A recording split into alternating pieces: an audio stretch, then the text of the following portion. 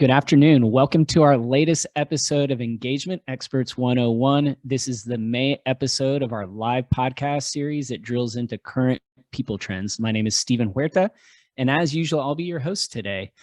Leading up to today's episode, we bounced around a few topics. You guys are always great in providing us with potential topics, and I just kept coming back to a specific topic that we've touched on somewhat before.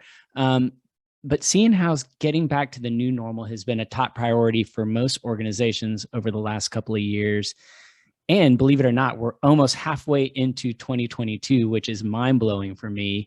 Some days it feels like we've made no progress on finding a new normal in the workplace. And after a period of supporting flexibility and communicating employee options, there is a clear shift after the Omicron outbreak that swung the pendulum back to reverting to the office. And since then, many businesses have implemented mandatory days in the office or other tactics to get employees back into the building. In most cases, these guidelines have caused employee frustration and massive amounts of confusion. In many cases, even worse, the efforts to mandate a return have failed altogether. Even for large brands like Goldman Sachs and Apple, they're struggling to get the results they're looking for.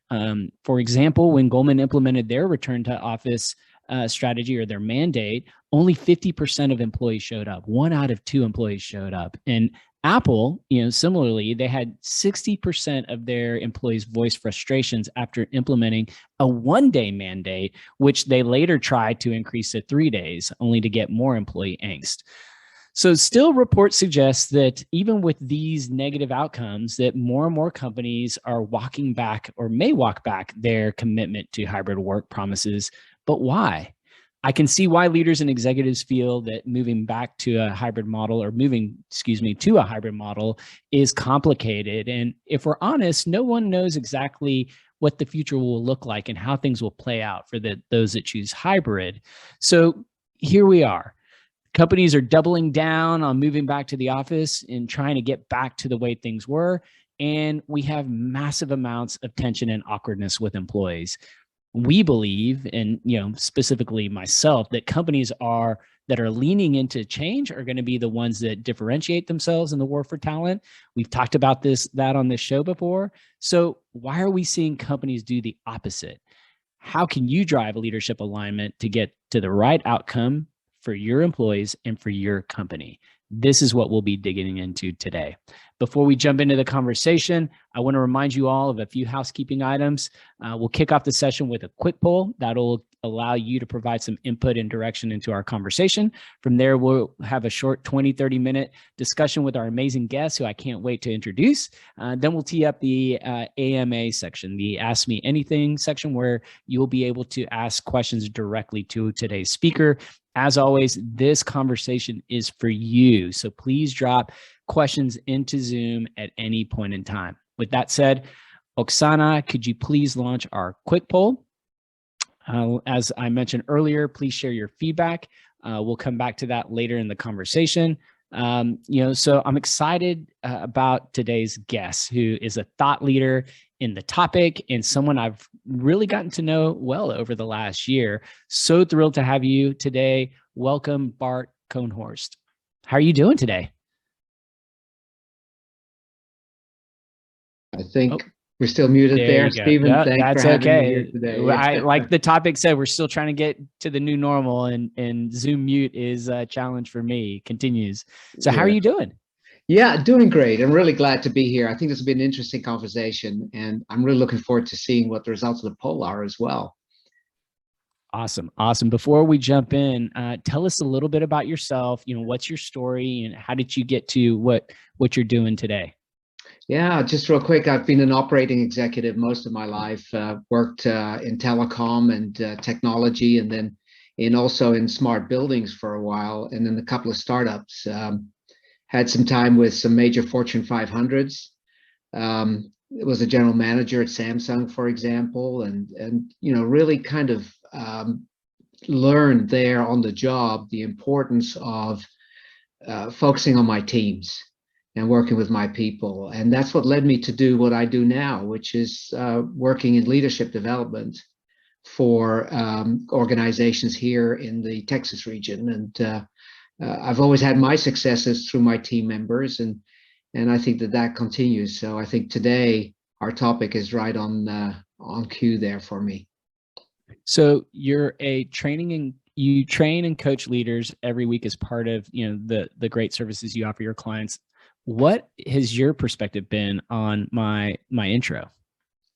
Well, I think you're right on. I think we're seeing a lot of confusion out there at the moment, amongst other things. I see companies struggling with these new work dynamics that they're experiencing. Employees are voicing new expectations coming out of what the crisis that we've come out of, and I think the topic is right on. Just the new ways to work and the new workplace are something that are very much in discussion at the moment. Excellent. Well, I can't wait to dive into our conversation. But before we do that, I think we've given the audience enough time to participate in the quick poll. Let's go ahead and stop the poll and take a quick look at the results. There we go. So, Bart, anything surprise you in these results?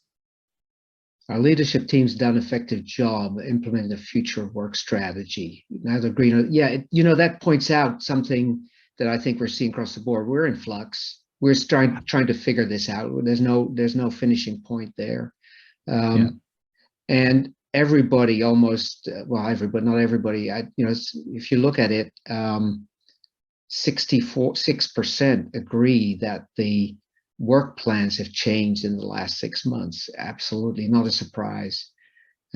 Employees, our company, have clarity. No, there is not a lot of clarity.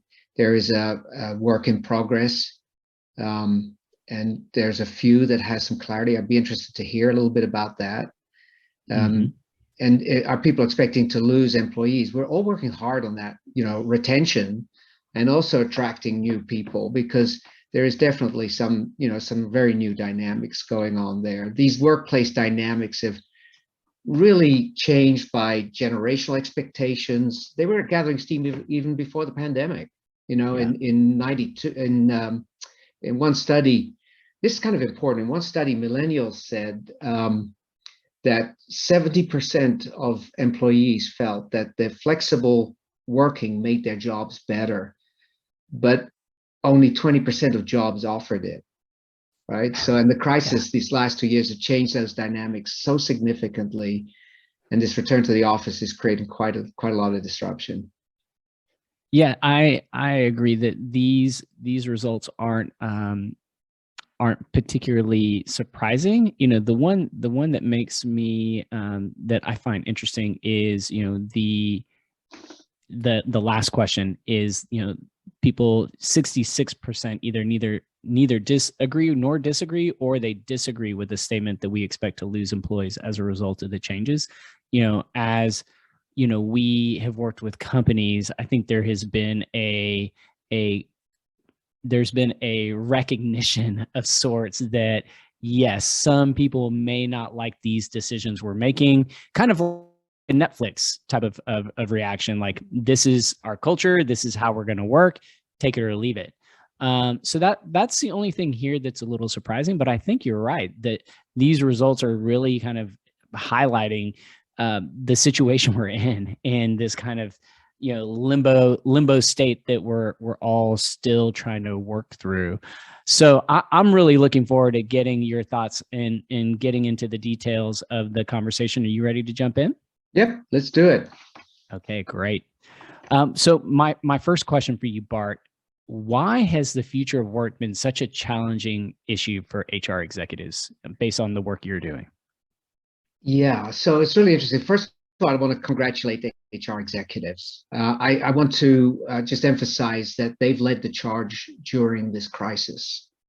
And some stats that I've heard about, 72% of HR leaders said that the crisis really increased their value and a wider understanding of their role, and they wanted to emphasize to me also that the visibility they have in the organization has increased, and that 60% of HR leaders in one study said that the role had changed. So can that be sustained? Can that presence of an elevated HR be sustained is one question that I have, because the advances that were made are so significant, and maintaining that valuable strategic presence at the C-suite table is really related to the future of work, and it's related to our topic today. So I think that's one of the reasons why it's been a challenge, because you've led the charge.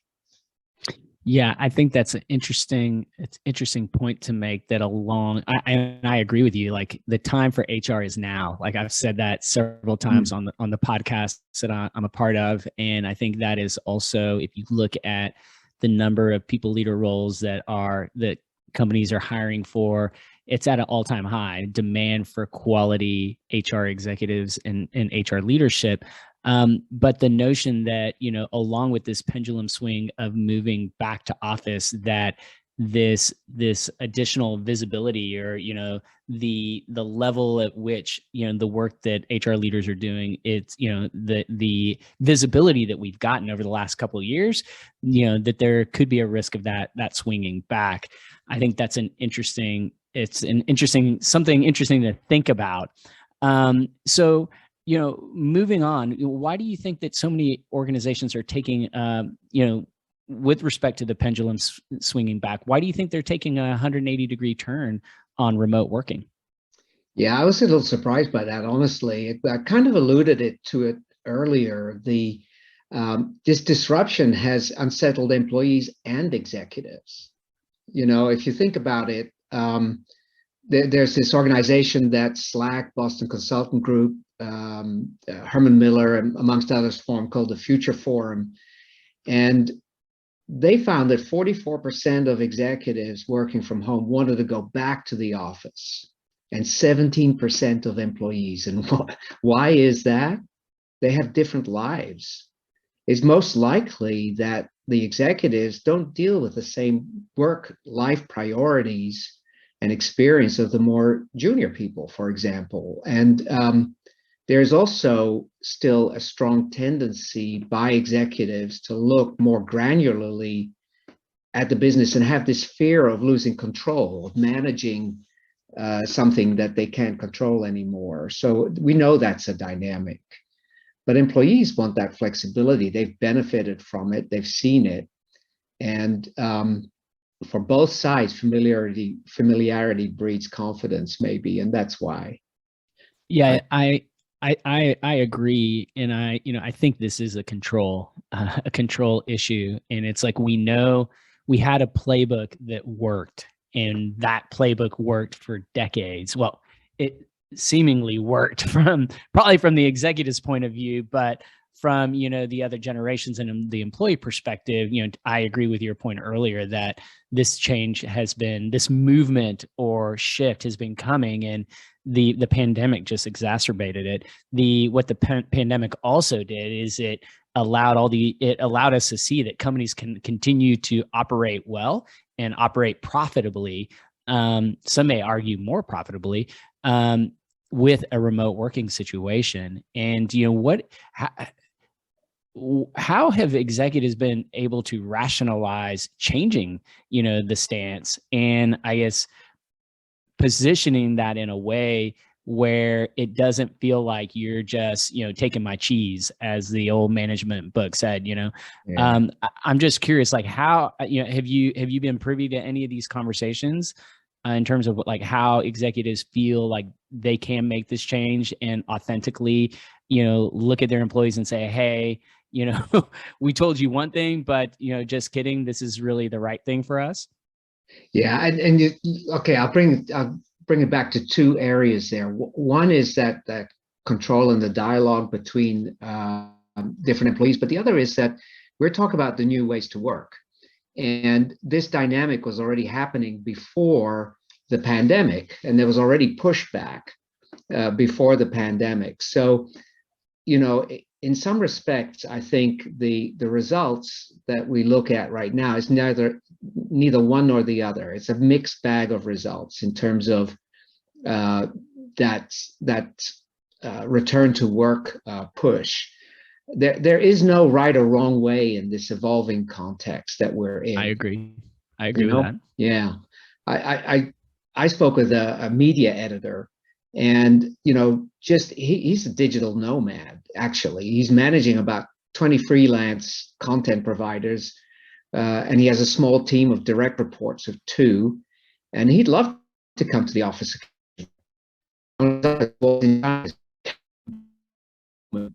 But he has writers in the US and Europe, and so that's a natural for a lot of different kind of work dynamics. But another example is a recent grad I spoke to over this weekend, and he was excited to go into the office because he was going to meet his colleagues for the first time.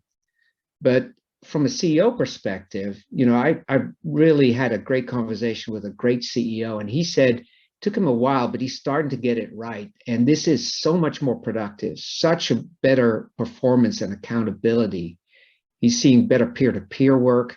He's seeing faster outcomes and more adaptability and agility in the organization. So the hard truth is that, every organization has certain roles that are more adaptable than others. And again, different layers of complexity for the executives to work with. I think that all makes a lot of sense. For me, it has been it's been also a mixed kind of point of view where the asynchronous working has unlocked a level of performance that quite honestly we didn't have before as a company. But like really embracing, and I know we're going to talk about agile working a little later, has like I said before, has really unlocked a next level type of performance for us. But I just left 5-day. We had a 5-day offsite, or really an onsite. I have in one of our podcast episodes, someone mentioned how offsites are the new on-sites are the new off-sites. And we had a 5-day engineering on-site. And there's just no way that we would have been able to accomplish what we accomplished in person. And so I could see how, the feedback you're hearing would be kind of a mixed bag. What do you think will be the cost of getting this decision right? And, should we expect employees that are protesting these dramatic shifts in employee policies? Should we expect more of the protests? And I mentioned Apple later, and interestingly enough, after in between instituting the 1-day mandate for employees to be in the office, they ratcheted that up to 3 days. And before they even implemented the new 3-day policy, the Apple's head of machine learning, which I've got to imagine is a highly sought after, talent, to work at other companies, he, and critical to Apple's machine learning efforts, he left. He just said, no, this is ridiculous. I'm out of here. And so do you think we should expect more of this? Yeah, I think employees have power, right? I mean, there is a talent war, if you like, going on. The short answer to the cost question is that it'll be time, resources, and talent retention and acquisition costs. And in that example that you shared, I mean, there's a lot of friction created by disruptive, external disruptive and internal disruptive in the business to Apple. I mean, Microsoft lost their HoloLens team in part due to some discontent around this. I think we see the Goldman Sachs, they try to bring people back to the office. My hypothesis is that employee pushback will continue. But what's causing this pushback, from what I see, it's not so much the return to the office maybe, although that's an external symptom, but more the fact that employees want to keep control over when and where they work. And so the office versus home, that's something that an employee can control very well. And so that's yeah, go ahead. Yeah, no, I was just going to say, like, I want to drill down on this topic of control and employee pushback. What can companies do to address this pushback? Obviously, we in the US, at least, we're employment at will, right? And so, which means that, we can hire and fire based, on, for no reason or any reason at all. It's and so I'm just curious, if I'm an HR practitioner, I'm an executive, and I'm getting this pushback, I feel like this is, similar to how I should be responding to Glassdoor, my Glassdoor feedback, but, on steroids. And so what tips and advice do you have to offer? Yeah, I think in general, I'm also trying to figure it out, but we can address the challenges of the future with the attitudes and mindsets and tools of the past. Okay. So one of the things that I think we really are seeing is a greater focus on the word humanity in the workplace. So what I mean by that is that we're looking at what is the employee experience actually like. What are they actually, what is their work experience like, not only just from what's happening at work, but personally as well. So listening to that and creating and managing an employee experience by design rather than reactive. So by design, and again, if I'm overemphasizing it, I think it's so important to consider both the personal life as well as what's happening at work. That work-life balance is more than just finding the time for people to be off work. This employee-centric approach is about creating great workplaces. Employees know they have to be in the office for certain jobs, functions, and tasks, but they don't always have to be in the office for everything. So the risk that comes out of that for employers is about not managing that experience and understanding that broader experience. But Stephen, we also have to look at the workplace requirements, right? There are job non-negotiables that have to happen. Yeah, I was about to say, like, there are a lot of businesses that can't provide that type of optionality, right? Just based on the nature of what they do. Yeah, and I think it's so important to understand that employees really want control over how they work more than where they work. I think that's kind of key. I think another aspect of that is that if you're in, for example, a very technical professional role, and comparing the need to collaborate and work with technology that might be an infrastructure that you cannot use remotely, that people understand that that's just part of the role. That's where their passion comes from. But we have to look at these workplace requirements and really understand the jobs and tasks, the projects and workflows. And, let's not forget diversity and inclusion in there as well, and fairness. Yeah, I think those are all important items. And, my view on this is that for the companies that are not engaging in actively communicating with their employees on this topic, they should expect more pushback. And I think that as one element that we haven't talked about rather is, culture and, how the culture of a company should evolve over time. And I think the reality is, most companies, their culture has been impacted, over the last couple of years. I think right now is a great time to do some culture work, and you don't have to hire a top tier consulting firm to do this, or like fundamental ways that you can approach it. And in communicating this as part of whatever decision it is that you're making, is part of like a culture, a culture evolution, or, the new mission, vision, values of, your company, I think is a great way of positioning this, and also anchoring yourself in as executives, it's a good way of anchoring yourselves in a way to have these conversations when there's employee pushback. So I'm pushing back, like, well, kind of similar but different to that, what I mentioned about Netflix earlier. Like, this is our culture now. Like, and we feel that in order to be who we are and do the things we want to do going forward, that we need people in the office, or, we are moving to a remote first type of culture for those that can have that. And here's why some can't because the culture of our business is, work,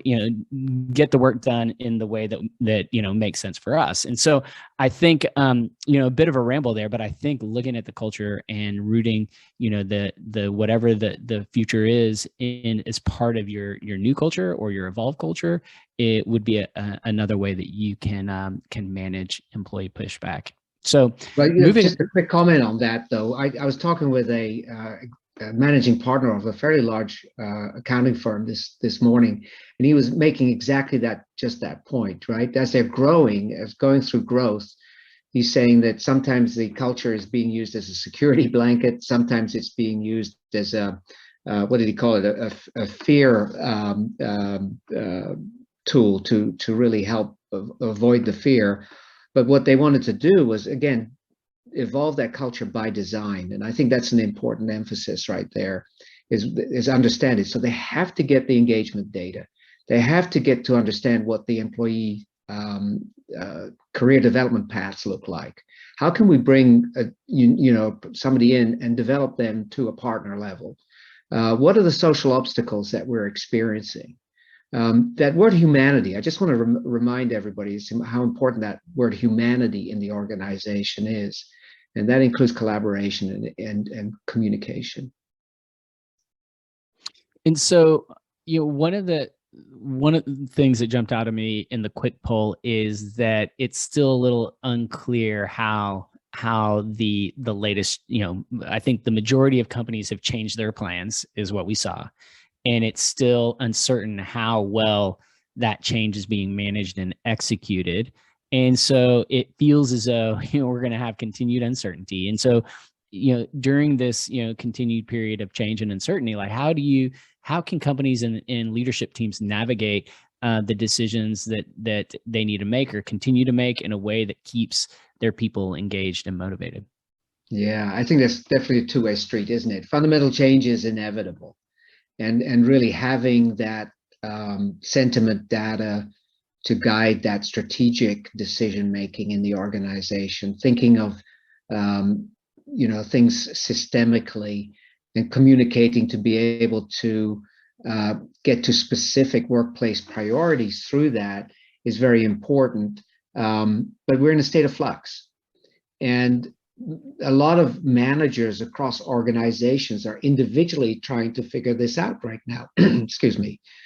And the good news is that we are starting to see some, good indicators on what actions can be taken. There's some great research out there that's given us insights even greater than what we had just 2 years ago, right? So we've learned so much. I'll give you an example. The Texas Workforce Commission does a lot of research, and their chief economist, William Lutz, he did a list of top 10 priorities that he could tell for the near future. And he mentions priorities 4, 5, 6, and 7 as being things like raising training in soft and hard skills. We've overemphasized the hard skills over the last few decades. We've got to raise the importance of developing human interaction training due to the digital disruption that we're experiencing. And a lot of people are thinking about it as technology too much.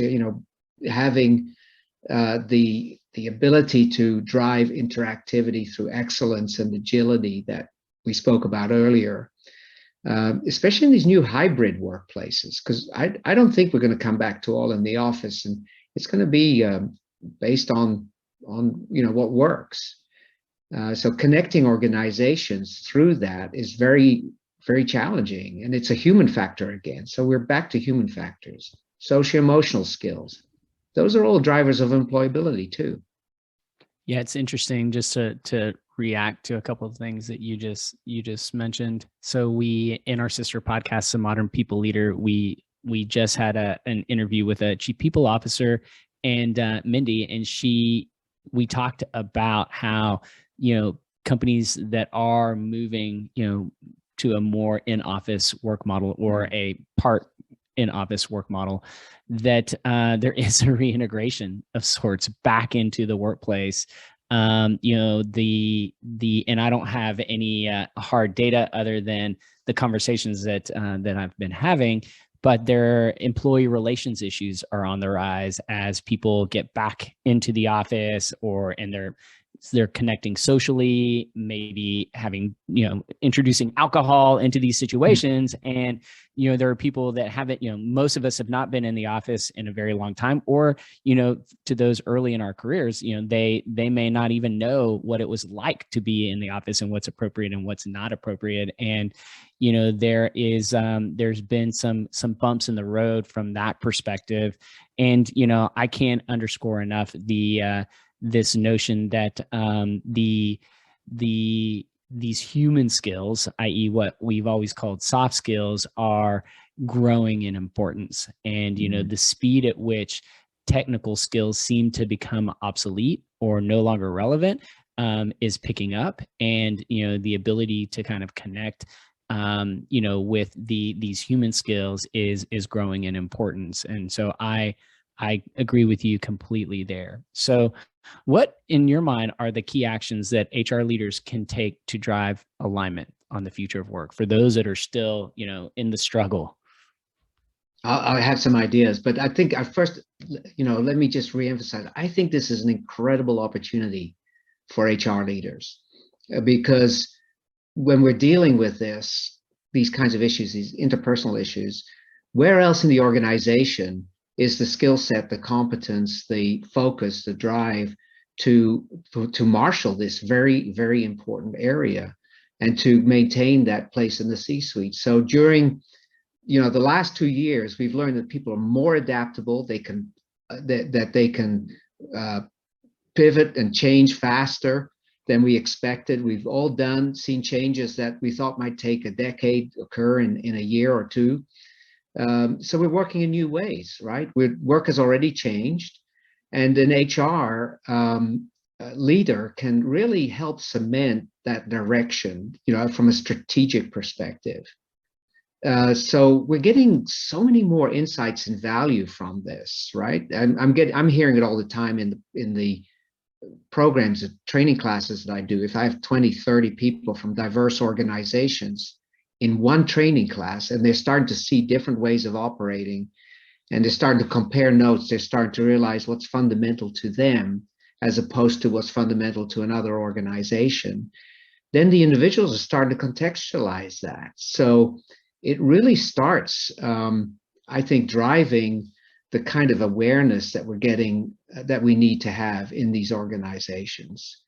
I kind of summarized it under 5 different areas. Is that maybe a good time to kind of highlight the key takeaways? This is the time. I've been anxiously awaiting the 5 key actions we can take. So let's do it.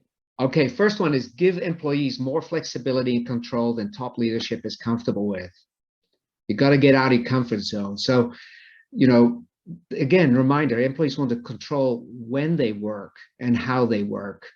And the control over, how they work, rather than when they work, is more important than how. And they don't want mandates driven from the top. They want to be empowered and enabled. Now, we've talked about that before, but this is one key area where that happens. The second one is that we need to really get more granular and understand and work with the diverse employee experiences. And that's hard to do. But once again, here, gathering the data from these interpersonal interactions is so key. We have to make diversity and inclusion just part of the normal part of work. For example, we need to be able to do that in an organic way. We need to make the workplace personal and more blended. So really understanding that merger of the personal and the work is very key here. The third is that we must grow the organization's capacity for being agile and flexible in the flow of work, right? How do we do that? Yeah, good. Well, we need to have validated data to do that. And the dynamics of the organization in the soft skills way, if you like, need to be understood, because that's where the obstacles are. So that's a very important part. And once again, all the things that we developed from the past are not thrown out of the window. They help here. And we can build on that with new technology and other things. The fourth is to make people and leader development training the norm. We've underinvested in people, and this should be at all levels. We focused on STEM, we do that.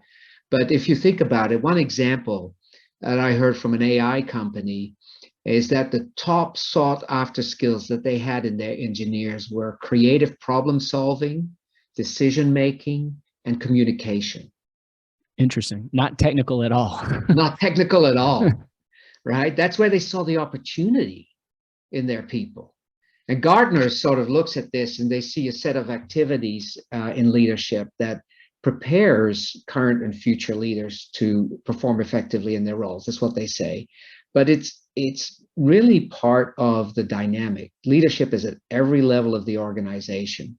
And so that's really about harnessing what's in those great employees that we have and helping them and empowering them to drive performance. And then the fifth is manage that performance and engagement with the future in mind. Really develop a longer term strategic perspective. It's said that by 2030, over 40% of workers will be in the gig economy or more. It depends what statistics you read, right? Or working for multiple companies at the same time. So imagine if you're, in a few years from now, you've got employees and you have to kind of take into account that they're working for other businesses too. So those are, I think, are very important dynamics to focus on right now. I'm excited to see what kind of questions we have and how we might. Yeah, but before we get there, and we'll get there here shortly, I just wanted to give, to add. So number one was give employees more flexibility than what top leadership is comfortable with. Yes. Specifically on that point, I think that one of the models that I've seen that was pioneered by HubSpot, and we had the good fortune of interviewing Katie Burke on the Modern People Leader, and she shared how they went to an employee kind of centric approach. You mentioned leveraging an employee centered design for defining your future work strategy, and they kind of went all in on that approach, and it's really up to the employees. And I think the nature of their business allows them to be able to do something like this, but it's almost like choosing your benefits. And I've got to imagine that there were times where and I do remember times when there were a lot less benefit options than what we offer now. I think that with benefits, like a lot of other people decisions, it wasn't until we saw that there was a financial benefit to offer more options to employees that companies started embracing that. But similar to enrolling in your benefits, you can enroll in the type of what your model is. Are you remote? Are you in office? Are you hybrid? And here's what you get depending on what you're enrolling in. And I think that that's immediately what I thought of when I read, or when you mentioned the first point, and giving employees more flexibility and control. I think that is really kind of stressing the point on control earlier. And so when you have leadership that is really uncomfortable, how have you seen those conversations play out in terms of getting them, more open-minded to embrace, the future and this giving employees this level of flexibility?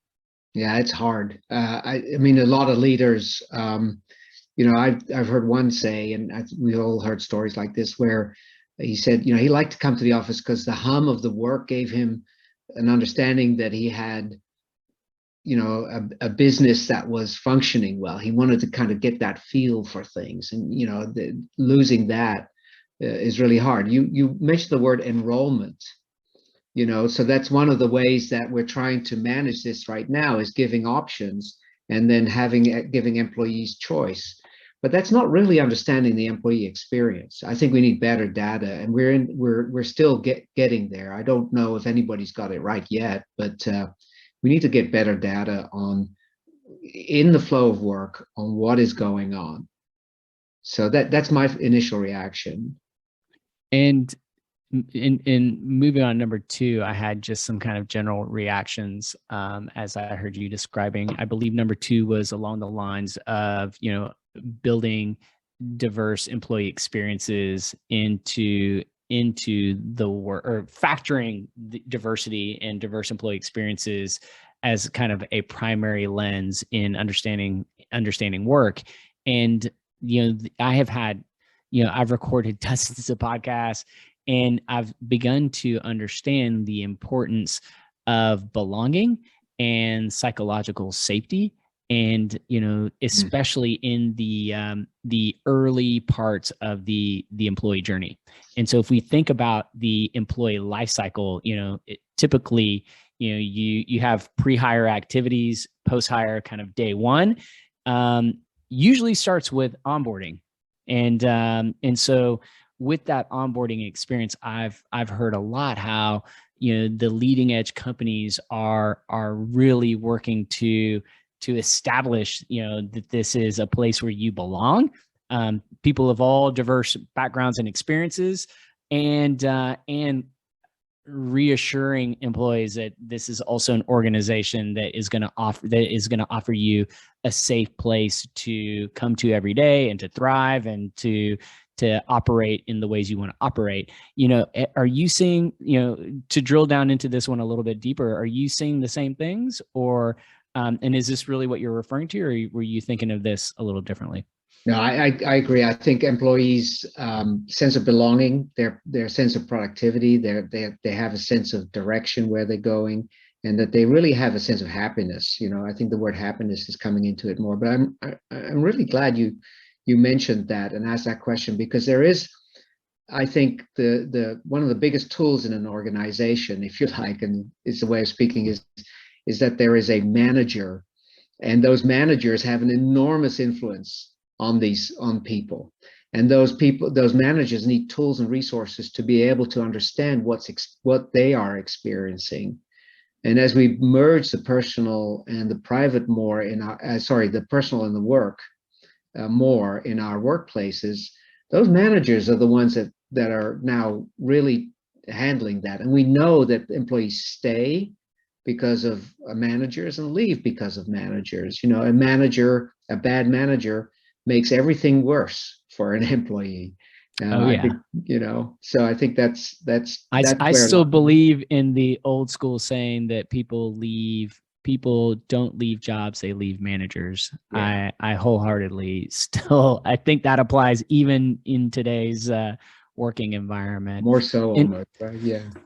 And so the third, I think the third action was around increasing, agility and flexibility. And so, when you talk about, increasing agility and flexibility, where do you think that really starts? Is that more so at the executive leader level? Is that all the way throughout the organization?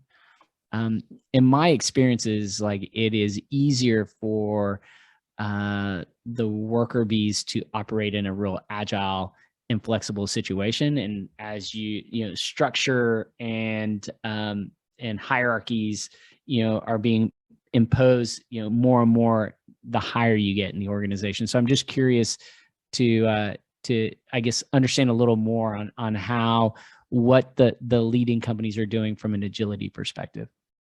Yeah, and if we just talk about engineering organizations for a moment, and think of CIOs managing an agile process, they'll all say it's darn hard, right? Because we're dealing with, it's not just a process that we can put in place. We've got to try and make it organic as possible.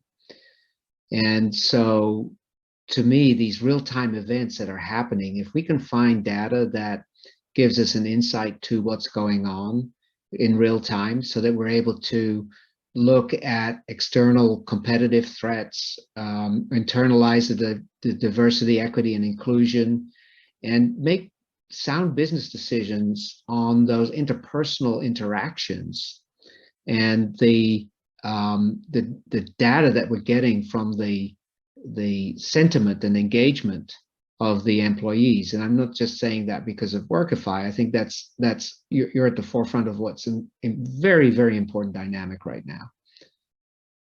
Love it. Yeah. And yeah, I couldn't agree with you more. I think that agility is hard in practice. Yeah. And I think that, you need data to understand where it's working and where it's not. And so I'm going to stop talking Can I now just because add one more thing to that, though? Yep. You need data, and you need the engagement. You need the people dynamics to do that. You need that interactivity. And there are a lot of ways to drive that. And that includes the development that I mentioned. That includes creating interactivity and getting the right development in place and really figuring out how to develop leadership at every level. And that's I think, a final point I'd like to make sure that we remember. Well, yeah, and I think that that's a good point. We are seeing increasingly in our data that employees are, the latest trend is that employees feel as though they have the tools they need to do their job. They have the resources they need, which is one of the two aspects we look at when understanding engagement.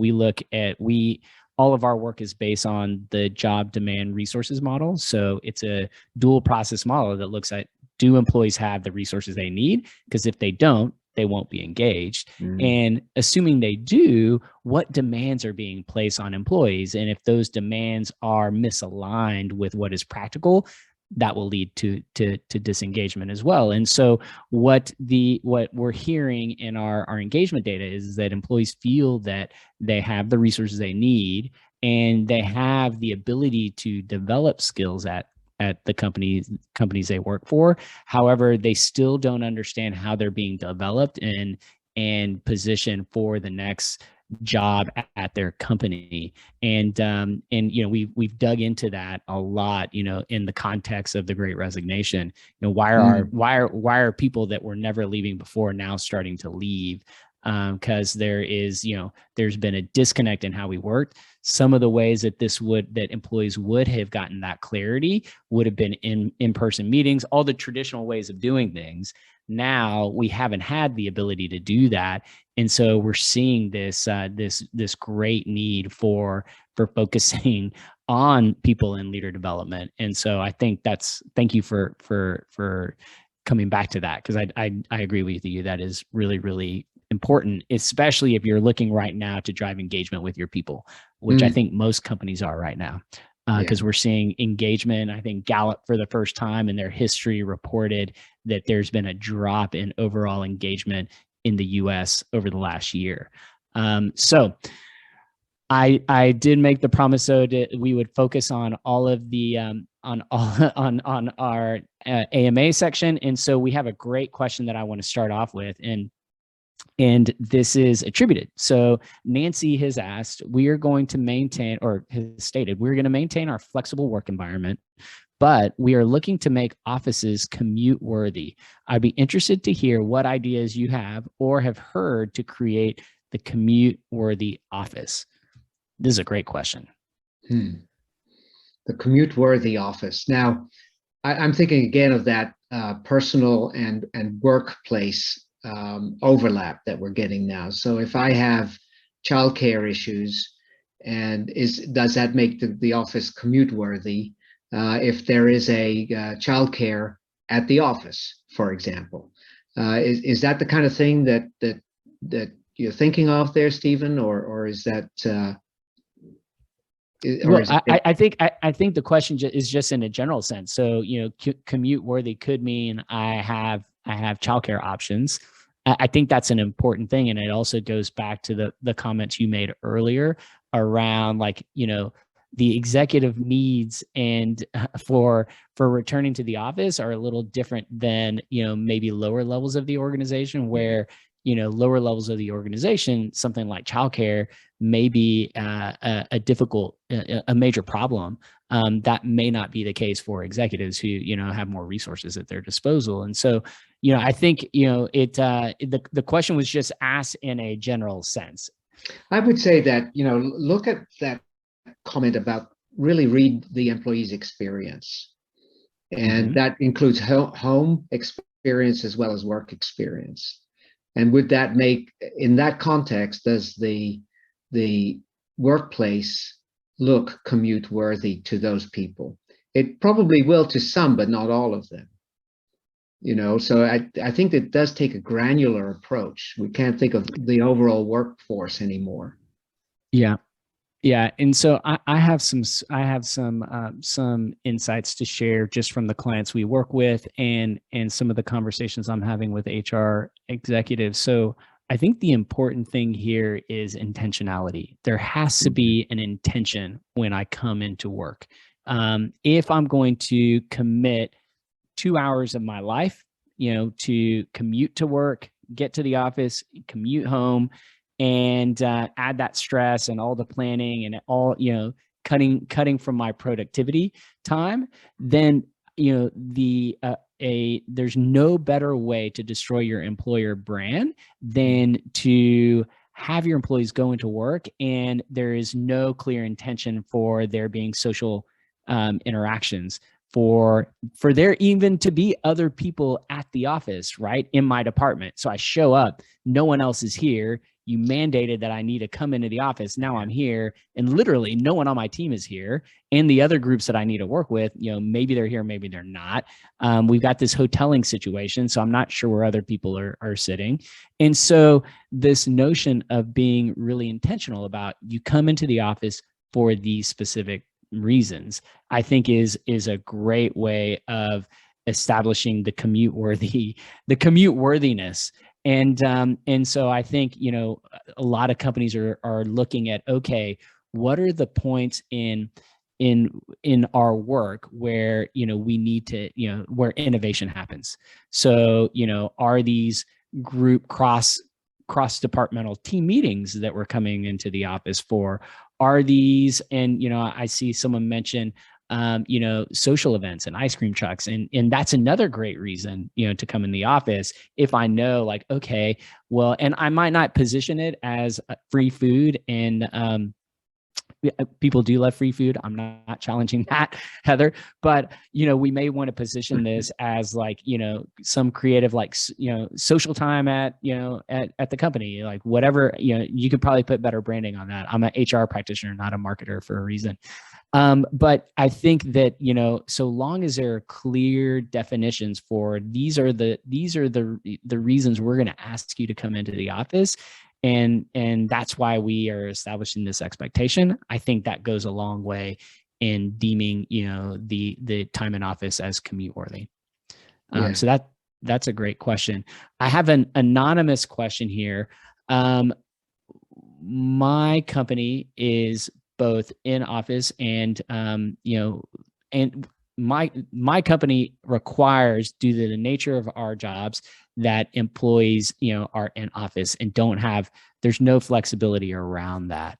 While a smaller group of employees, corporate in nature and could have flexibility, still struggling to manage these perceptions. How could we better address this?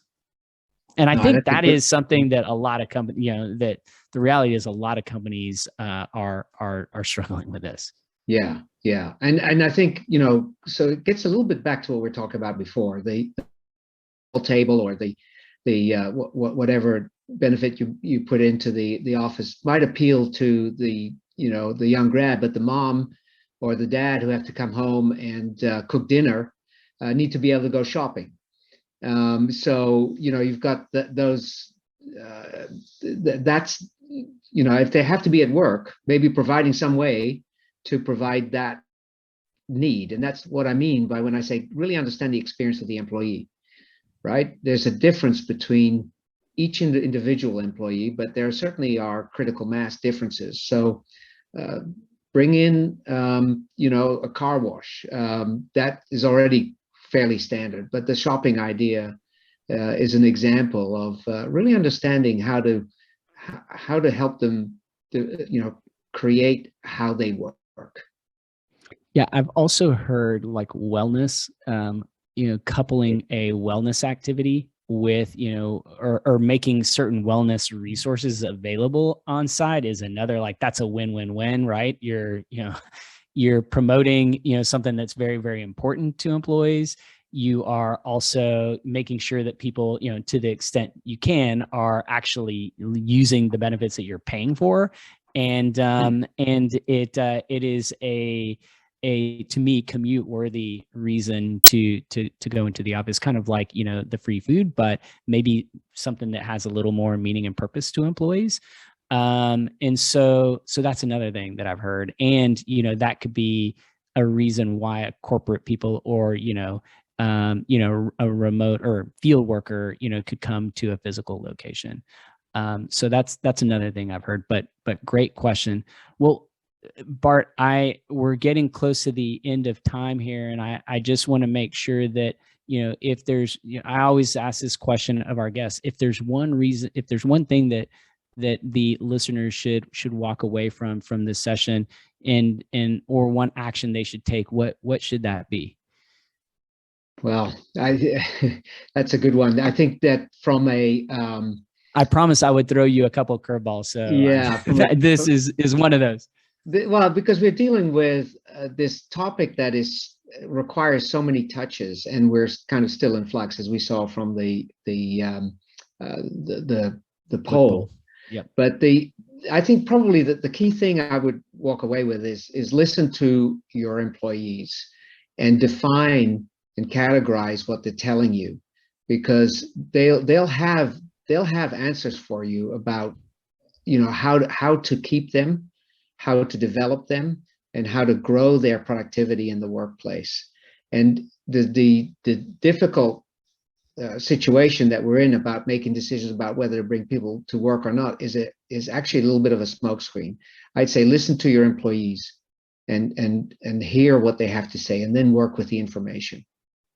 Yeah, we've recently updated, one of the things that we do in our mission to make best in class engagement, tools accessible to all, is we publish a lot of survey templates, and we revisited our return to office and updated it. It was very core peak COVID kind of language in our original template, and we updated that to be more relevant to today. And that's right there, available for anyone that's interested to download and to get data. I think that's a great point, Bart. And so I want to thank you, Bart, so much for joining us today. It's been amazing conversation. Thank you for the audience for the great questions. And before we wrap up, if I'm interested in learning more about Crestcom and the work that you do with Crestcom, how can I find more information on you and the resources that you offer? Certainly, people can call me on my phone, 214-608-7000, but go to www.crestcom.com, and you'll see a very different way of doing leadership development by creating interactive and engaged live in-person events that surface new information and that orients to action. Thank you, Stephen. Yep. Love it. Well, thanks again to our audience. Again, we do this for you guys. It's been an absolute blast today. Keep an eye out for our June episode. We'll start to share information in the next week or two. But that's it for today. Thank you so much, guys. Bye-bye.